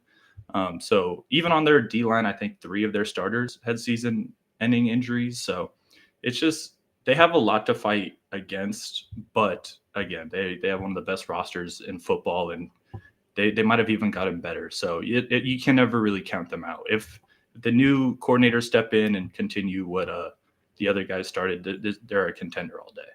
The coordinator thing is a serious concern, though, because I look at 2016 to 2017 Atlanta Falcons. They had Kyle Shanahan as their offensive coordinator. And then they go to, I believe it was Steve Sarkisian, and it was not the same. And they were okay, but they were much more of a middling team, and they lost in the playoffs to Philadelphia on a last second Julio Jones mistimed jump in the back of the end zone. So they made the playoffs and they were still good. I kind of look at it this way. And they also had an insanely stacked roster in 2016, but when they should have won the Super Bowl, obviously. And then the next year, it wasn't that much different, but they didn't get the same level of performances from everybody. And there were different injuries and things like that. The other example is Philadelphia after 2022. They go to the Super Bowl, then they lose Shane Steichen. They didn't replace him with the right person. They couldn't handle protections. They had issues. And then, they got the right person in Kellen Moore. Even they're going to have to replace him with somebody else. It's just, I think that your concern about that is legitimate, even though their roster is stacked all the way up. So now, to the Chicago Bears. I think this is the one that irritates Vikings fans the most because, so I don't know if did I say the Lions was 10.5? If I didn't say it, then that's what it was. The Chicago Bears, theirs, hold on, I'm scrolling. What is it? Do you have it memorized? What is the Bears? 8.5. 8.5. So it's the same as the Vikings. This is where I think Vikings fans have a legitimate beef because they've seen this story so many times where the Bears get all the offseason discussion. Oh, they're going to take this big step forward, and Justin Fields or Mitch Trubisky or whoever else is going to be the guy. And then they're not, and they don't get there, and they don't have a better record than the Vikings. I mean, it has happened. I don't know how many times. So the skepticism is legitimate.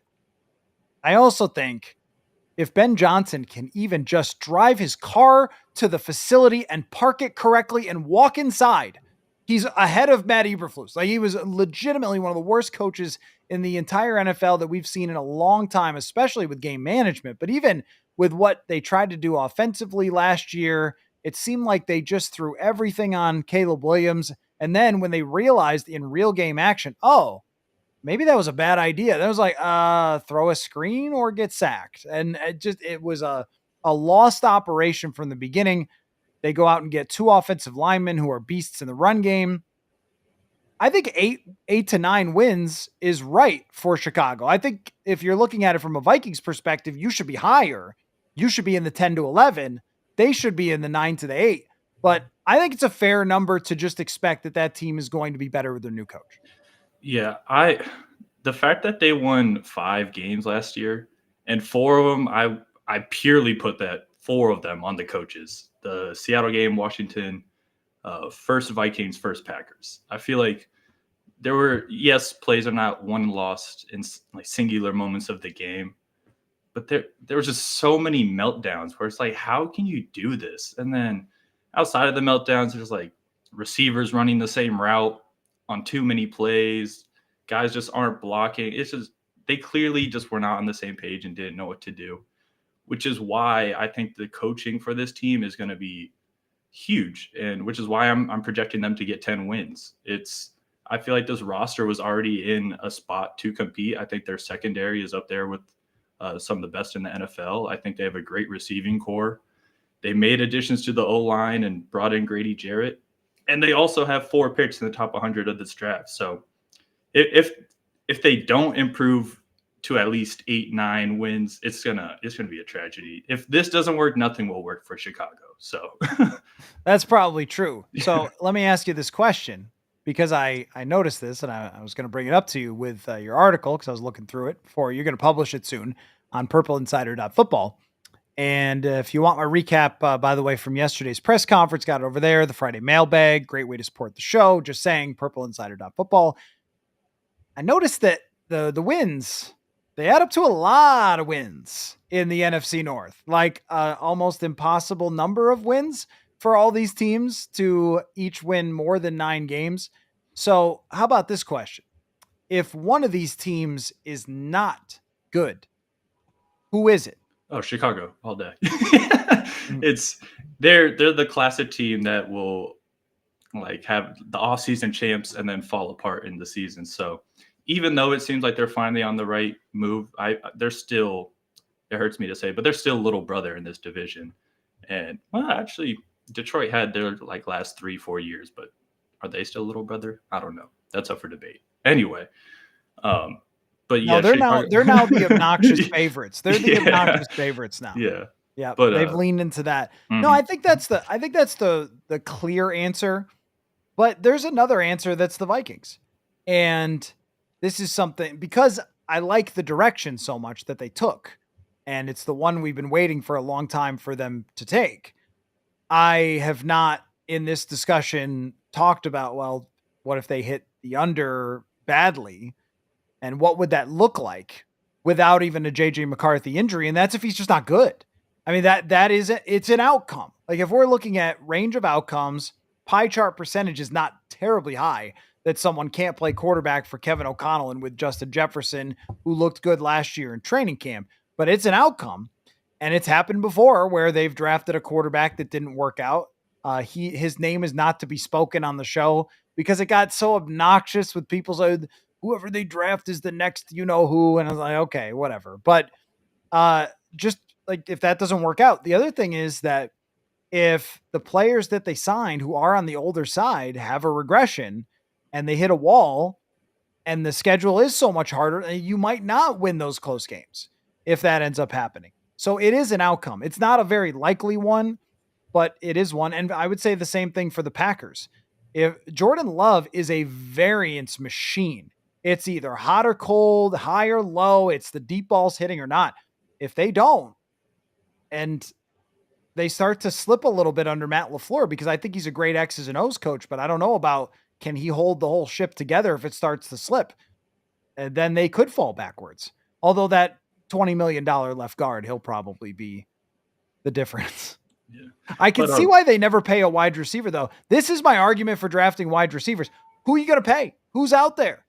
I mean, Stefon Diggs just got a bunch of money from New England. That's a good move for them, but you just can't get receivers. Well, that's why I wish I knew how aggressive they were for guys like DK, or even like Devontae Adams, like guys that I think they come in and really make a change. Like it's one thing to say like, oh, they missed out, but we don't really know if they were targeting those guys that were interested in the first place. So I wish that was some information that we knew.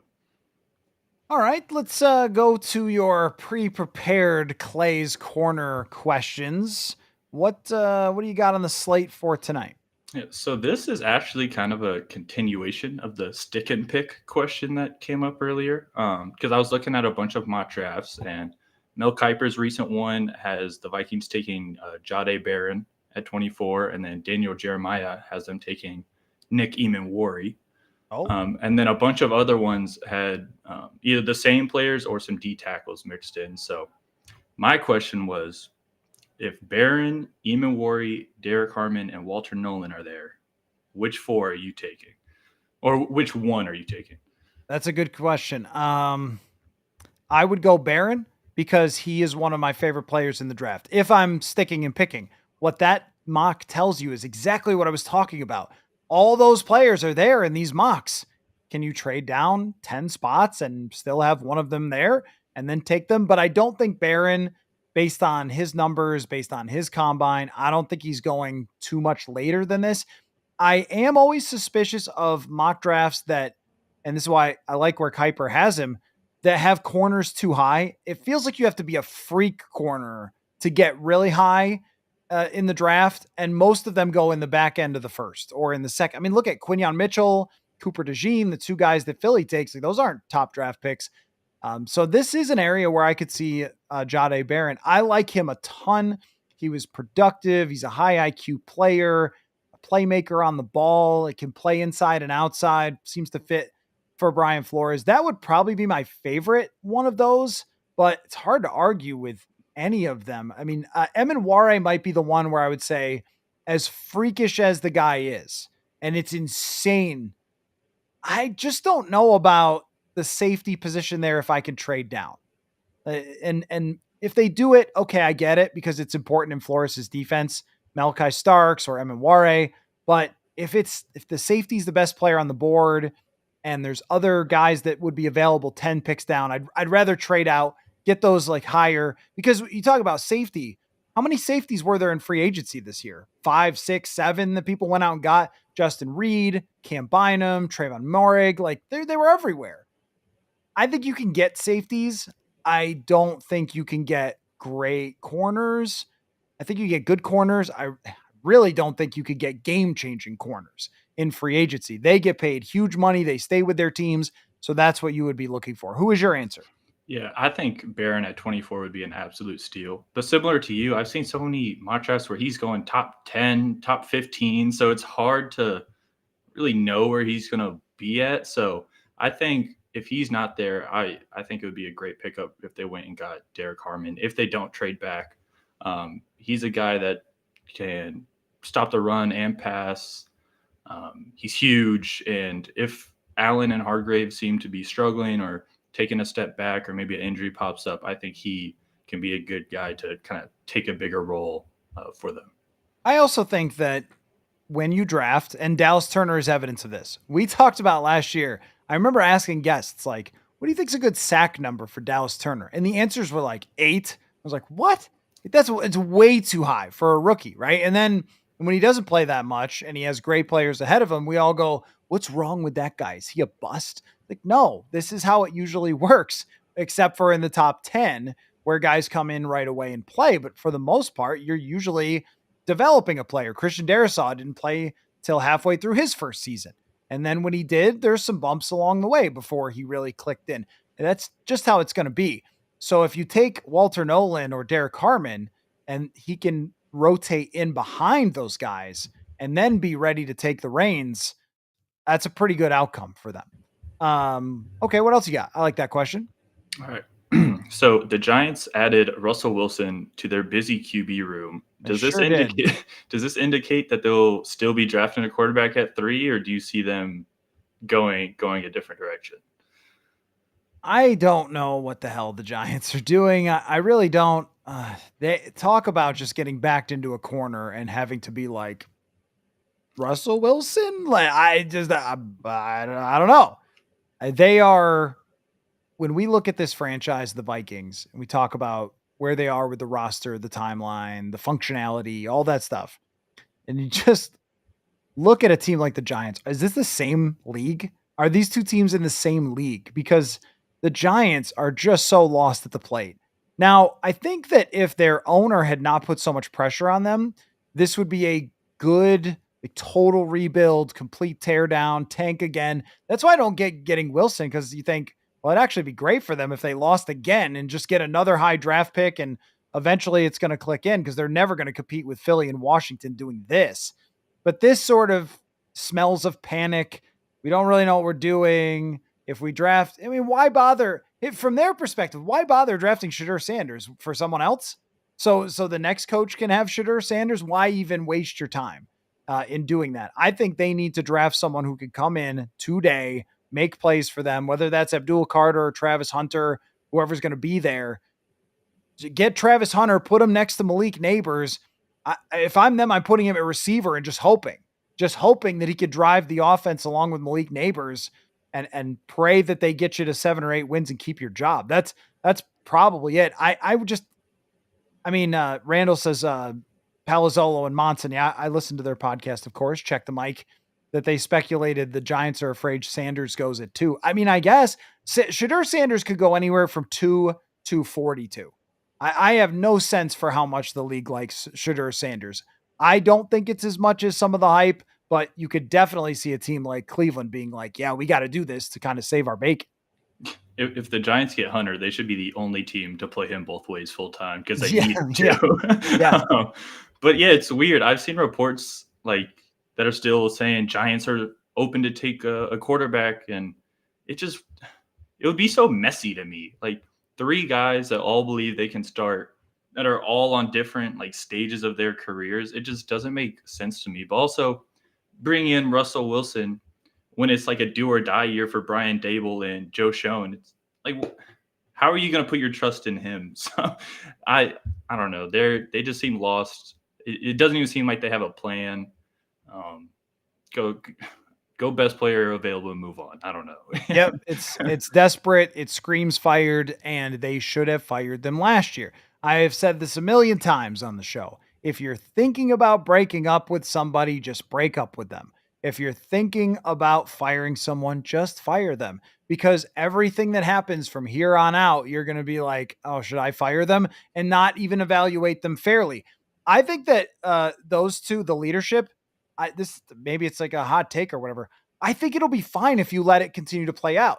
They got roasted for the Barkley thing. Why would you sign Barkley to a big contract? It only looks bad because you couldn't get that out of him previously. Why would you do that? I think their asset management has been fine. They let some older veterans go for big contracts, but they draft high, they get franchise players. But it takes like 3 years when you're this far down. Like, look at Carolina. My gosh. Like last year was a huge victory for them to take any progress because there was nothing there when Dave Canales took over. I mean, there's just nothing. The ground is burnt all the way to a crisp, so you have to give them time. But they were almost a victim of their own success. Like, they win a playoff game, and then it's like, well, that's who you're supposed to be. But that's not where the roster was for them. So I think that ownership has probably gotten a little too involved there rather than giving them time and space for a couple more years to figure this out. And they're going to win 6 games, and everyone's going to get fired. And we already kind of know the outcome for that team. Yeah, it's one thing to root for a bad team like the Bears, where it's like every offseason it seems like you have hope. Like, whether it's false or not, at least you have hope. The Giants every year, it's like, well, can't wait to lose again. Like, how do you get excited for the season? I don't know. It's been a long time. They went from a franchise that was very stable and successful, and now they are just lost. The best player for a team like that at quarterback to take a shot at is the one guy they can't, which is Zach Wilson. Like, you can't bring Zach Wilson back to New York, but that's the best move. Look at what Zach Wilson had to work with the Jets. Go look at his offensive line rankings, their rushing game, their defense, just atrocious.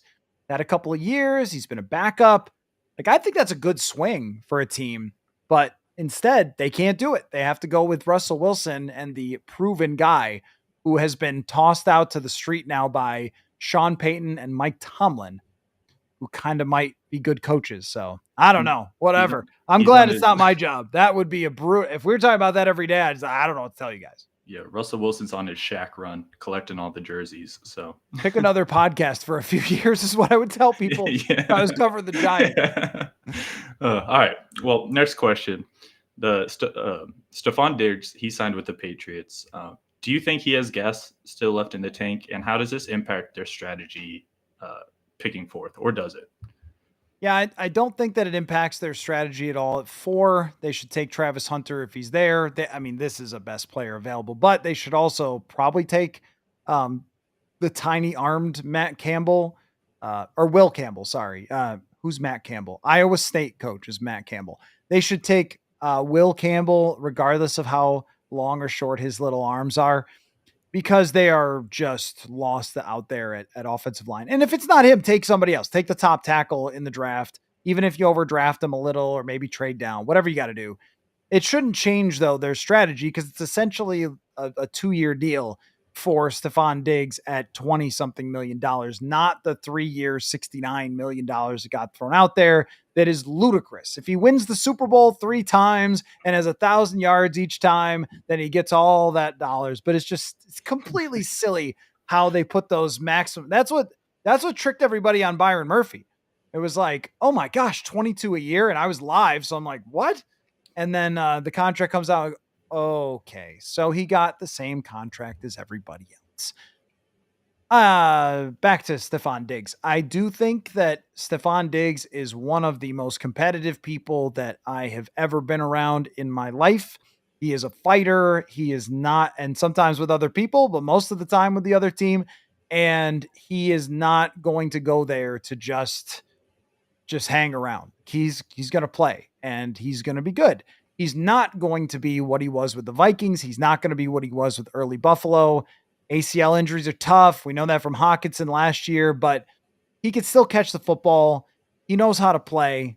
He's an extremely smart football player. Like, he'll be good. He'll be good for Drake May. Drake May just needs dudes who could play in the league, not even just superstars. He just needs anybody. And I think Vrabel's done a really good job in their front office of getting football players, not just. And I've always thought your team is about your weaknesses. And last year, what did they have? 10 guys who belonged in the NFL and the rest probably could play here or the UFL. I mean, it was really that bad of a roster. And I think they've done a great job of building around him, and Diggs is part of that.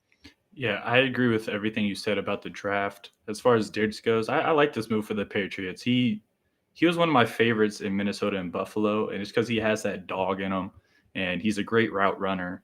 And I think he'll be. I think he could return to how he was last year in Houston, kind of playing that complementary role, even though they don't really have anyone else right now. But I like a 60, 70 yard a game kind of guy. Maybe like 6, 7 touchdowns on the year. But I don't know. I did see some training videos of him recently, and I know he's only 5 months out, but he looks so stiff. It kind of makes me concerned. But I don't. Even if he does, like maybe miss week 1 or maybe even week 2, I think he'll get back, and it might be rough to start. But once he gets that chemistry going with May, I think they'll kind of build as the year goes on and just keep getting better together. I saw an interesting discussion Ryan Fitzpatrick was involved in about whether Bills fans are going to boo Stefon Diggs. And I don't remember Vikings fans booing him very much when he came back. The game was such a blowout that he never even really had a chance to do much. Vikings Texans, I don't recall that there was a lot of boo. Maybe his first catch, some fans were like, boo. But like, I don't think either of those franchises that he's played for, just because it ends badly. Do you know how much ends badly in life? Everything. I mean, everything. How many things can we ever look at and be like, oh, that was really great the way that it ended? Like most of the time. Why else would it end? Right. Yeah. Most of the time. That's what is that like? Is that like a Facebook post or something? Like it only ends because it's not great or something. I mean, but like if no matter who you are, if you are a journalist who gets tossed out on the street after 50 years on the job of writing for the old newspaper or something, like that doesn't take away from what you accomplished. And no matter what job it is, no matter where you work, it probably is not going to end all that nicely. If you have a job where it is a defined 25 years and then you get to retire and you have a big party, okay, maybe it's going to end nicely. Aside from that, in sports, how many franchises? I mean, what? LeBron in Cleveland didn't end nicely with him going to the Los Angeles Lakers. He kind of stiffed them twice. Are they LeBron in Cleveland though? Are they mad at it? Like, come on, right? So with Stefon Diggs, I think for both the Vikings and Bills should be thrilled at what he's brought to them. I don't know if it's going to be the same in New England, but if he's average, he's way better than what they had before. Yep, I agree. He can only be a positive for them. Unless he takes apart the whole franchise, but usually that takes at least a year. Yeah, normally they wear number 8 and they do darkness retreats and stuff like that. So anyway, my next question, the Titans revealed that their light blue jerseys will now be their official home uniform. And I was wondering, what are some of your favorite all-time jerseys? First of all, the Titans take all your jerseys, every single iteration, put them all in a room, maybe a barn in the middle of nowhere where it can't start a bigger fire, and douse it with the same gasoline that they put in spaceships and light that thing on fire. Okay. I want every bit of the Titans jerseys incinerated to the point where I can't see any part of it. All gone. It's the worst jersey in sports, hands down. I mean, every NBA team is like dark blue now, so forget them. But aside from that, it is the most abominable jersey. And they're like, oh, we're bringing back this. What? It's all bad. It's never been good. I loved the Steve McNair, Eddie George era. That was bad. The little stars or whatever, all bad. It's never been good for the Titans. They've tried to sort of tiptoe around this. We still technically own the Houston Oilers stuff. Did you notice? That's all gone. You stole their team and you moved it and you tried to keep some of the colors. So maybe someone would be like, oh yeah, I still like this team. Ludicrous. It's always been terrible. They should completely revamp it. I don't care what version. I hate it. That wasn't the question. The all-time classics are the best. The 49ers, the Steelers, the Vikings. I think you could probably throw in the Cowboys as the all-time classic. Yeah, you can. The Cowboys, I mean, whatever, all the coverage and all the stuff that everyone hates about the Cowboys, put it aside. Look at that uniform. The star on the helmet. It's the iconic uniform. When the Giants are Fair. doing their right uniforms, they deserve it. I think they got it right the first time with a lot of these jerseys. And since then, it's when new teams have come in. The Jaguars. Oh, you're dressed in all black and like some teal. Okay. That's great. That's fantastic. The Panthers probably have the best newest jersey, but again, it's black. Oh, okay. Dressed in black. Good for you. Texans, joke. Just awful. I like Um, they had some gray jerseys this year, didn't they? Let me see. Texans, Or yeah. maybe some dark navies Yeah, but with it's the same the deal. baby blue It's like hint. everything in sports is just like a dark blue. Eh. Hey. That is true. The Titans, and it's like the Titans have such a good color scheme, the baby blue with the red. I feel like they should have something cool. The Instead they Texans, you just mean? Yeah. or Titans, my fault, Titans. Titans, yeah. And it's they just have these weird like color blocking stuff, and it's like, what are you doing? But some of my favorites, I didn't really go just teams. I went with like specific jerseys. Like I love the Broncos orange crush Oh jerseys, yeah. the Yeah. bright orange with the blue helmet with the stripe. It's Oh, beautiful. Raiders and Chargers. Yeah, Matt is right. Raiders and Chargers. They are at the absolute top. Yeah. I negligent to not say See, since the Raiders moved to Vegas, I just can't do it with them. It's like, I don't know. You're not the Raiders. It's You're not the just same. you're Yeah. somebody in their underpants, but you're not them. You're Yeah. not them. You're in their jammies. You're not them. But Chargers, of course, classic. I'm sorry. to interrupt. Yeah. I like the old like LT powder blue. I don't really like the powder blues they have now. I feel like it's too electric. It's not powdery enough for me. But I do like those. But the Saints current alternate jerseys, the whites with the gold numbers, Oh, I yeah. think those are pretty clean. And then Seahawks, the one Steve Largent was rocking with the silver Oh, old pants and the school, silver yeah. helmet. Those were cool. Yeah. Well, and you got to give credit to the Tampa Bay Buccaneers. It's so bad it's good with theirs, with the creamsicles. Yeah, it's so bad that it's good. The Vikings fans are blessed that they're, other than the Favre era ones, which were regrettable. But other than that, I mean, it's a team with one of the best uniforms ever, one of the best helmets ever, just historically. See, their standard uniforms are clean, and I completely forgot about their whiteout ones from this past year. Yeah.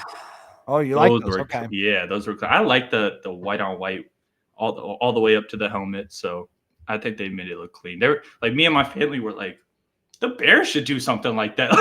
like that's how good we thought it was. But yeah. All right. What else we got? All right. So for my last question, it's a UFL question because the season starts tomorrow. I want to know, will you be watching? And if it survives another season, how would you like to see it grow and kind of evolve? Those listeners to the show for a long time are laughing. Will I be watching? Oh, yes, sir. Of course, I will be watching. It's football. The reason that I've always enjoyed watching is twofold. These leagues. Number one is they always have innovations. How long ago? One of the first podcasts in Purple Insider history was about it was the XFL coming back with this crazy kickoff. It was one of the first articles I wrote about was interviewing the guy, Sam Schwartzstein, who invented the kickoff that the NFL is now using. And for years I was saying, hey, this XFL kickoff is pretty crazy. Like, I think they're going to use it. There's buzz. And then it happened. I think that I saw Seifert wrote about it. They're going to have more innovations now of like spotting the ball, and they're trying different things. I love the replay review. The replay review is incredible. Imagine me saying I love replay, but last year I'm watching a game. There's a pass interference penalty. They call down to the ref and they're like, I think we should take a look at it.